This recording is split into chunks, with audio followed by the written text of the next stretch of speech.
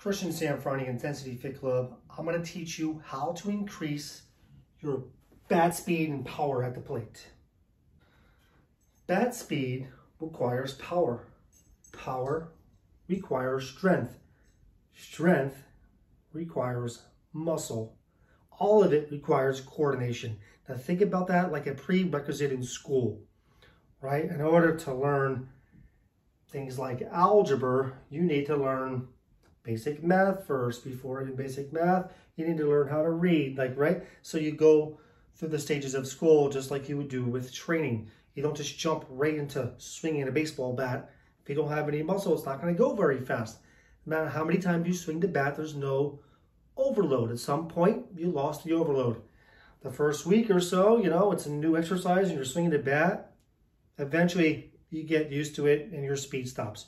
So I suggest just going through basic hypertrophy training, building some muscle and some coordination. So I would start with some kind of machine, a cable machine. You can get it and rotate something like this. Controlled 10 to 12 reps at a moderate weight and tempo, right? I would do both sides, always balance out the body. I don't care if you swing right or left. It's much better when your body is balanced. Now you got some hypertrophy, right? You want to do decline bench and you're doing twists with a weighted plate or a ball. So now you got that down. Then you start going to more of a power, right?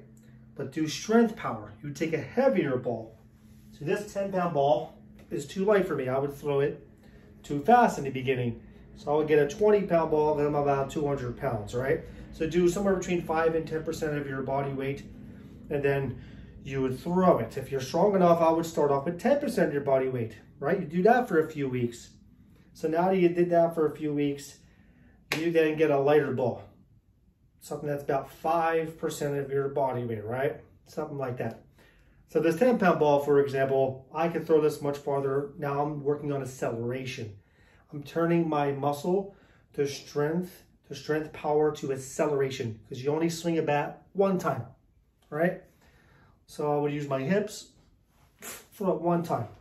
Doesn't need to be continuous against the wall back and forth, right? You can literally throw it once, take your time, come back, reset, and then throw it again. If you don't have a wall, just throw it as far as you can. Go pick up the ball, take your time. No need to sprint to it, nothing like that.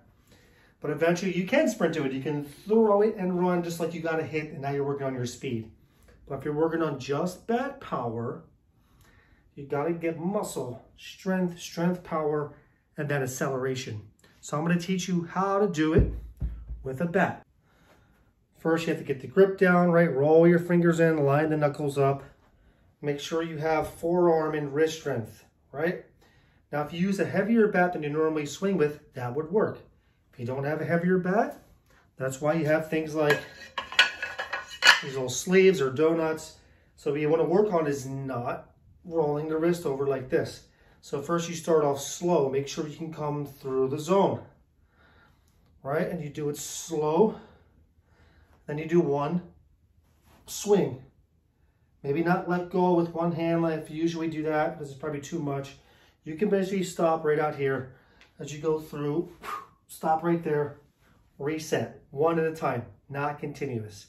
Right now you're using a heavier bat than normal. What I don't recommend, it sounds crazy because all the pros do it, warming up in the batting circle with a heavier weight. Yes, the bat's going to feel lighter. A study actually confirmed my theory. They took 3 different batters with 3 different weights. The first person used the same weight in the warm-up as the bat he was going to bat with. They looked at their bat speed, right, for all of them. The second person used a heavier bat in the warm-up and then swung the bat speed. They tested both speeds. Now the other person actually used a lighter bat in the warm-up. Slightly lighter, not a stick. And then he went to his normal bat. The studies actually showed that the person using the lighter bat in the warm-up actually had more bat speed. Second place was the person using the same bat in the warm-up. Last place was actually the guy using the heavier bat in the warm-up circle. So I would use this in training, not in a warm-up. Sounds crazy, but would you warm up with a heavier weight before you jumped? Or like if I'm doing a 100-meter dash, would I do a heavy barbell squat and then try to run? When do we ever use something heavier to then do performance for some kind of speed and power? We don't do it, right? So why do we do it in the batting circle? It's called tradition. Don't blame me. Well, just look it up yourself, see if you can find it. Anyway, back to the training. So if I want to get acceleration, right, I'm overloading. That's why I have the donut on here. But I'm doing this while I'm training, not in the warm-up circle. See, I'm building that strength in my forearms, my hips, my obliques, right? When I recover, I should be more powerful. You can't get instantly more stronger, powerful in that sense and get bigger muscles instantly. It's the recovery process, right? This is why I do it in training, not in the warm-up circle. So here's another way I can do it with the cable machine. This here is for the cable machine. Looks just like a baseball bat handle, and it feels like it too. So I'm going to use this on the machine. This way I can keep my form smooth. This would be more strength-based. So I put it a little higher up here, so you don't swing like this with a bat, right? You come down into the zone.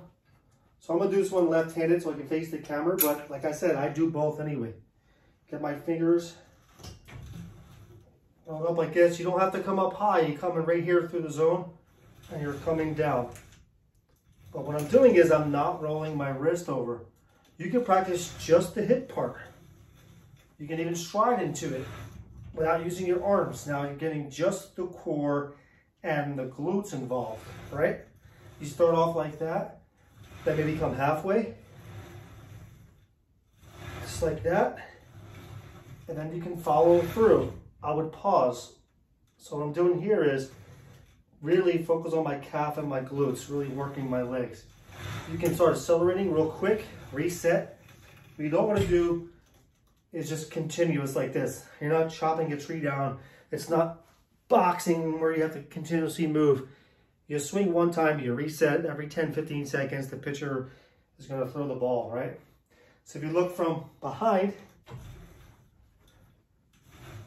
I'm really trying to time out. I'm using my legs, follow through with the arms. My legs and my core initiate the movement, then I use my arms. So what you don't want to do is use such a heavy weight where your wrists are all over the place. I only put 10 pounds on each side of that. This is a heavy machine. It's heavier than most cable machines for some reason. They're all different, so I can't tell you how much weight they put on. But you should at least feel like you can do your form in slow motion. And then you can get some acceleration, right? So if you want to build pure strength in your obliques, I wouldn't use just this. I would get some kind of handle like this. Don't worry about your actual wrist or forearms in this one. You're just working your obliques. You can go heavier. You can keep it out farther. You can keep it in closer to go even heavier. That's how you build the strength and isolate. It just depends on what your goal is. Is your goal just the obliques? Is it to add the hips and the obliques, or is it for technique and form? There's all kinds of ways to do it, but the concept is to build muscle, build strength power, then speed, which is acceleration. Once you do that, you will see your bat speed go up. I'll demonstrate 5 reps. You want to make it even harder, I can start with the bat up like this. I can already feel my right forearm and wrist muscles really working if I hold it with one hand. It's still hard with 2 hands. So I'll do 5 reps at just the hips without using my arms. And then I'm going to go 5 reps for halfway and then 5 full swings. Now I go halfway. I'm trying to time it out. I'm trying to keep my wrists from rolling. It's really hard to come down through the zone. Okay, now I'm going to swing a little full. This is where I'm going for more acceleration. Reset. Don't need to go too fast on this one. I'm shifting, using my leg through a zone.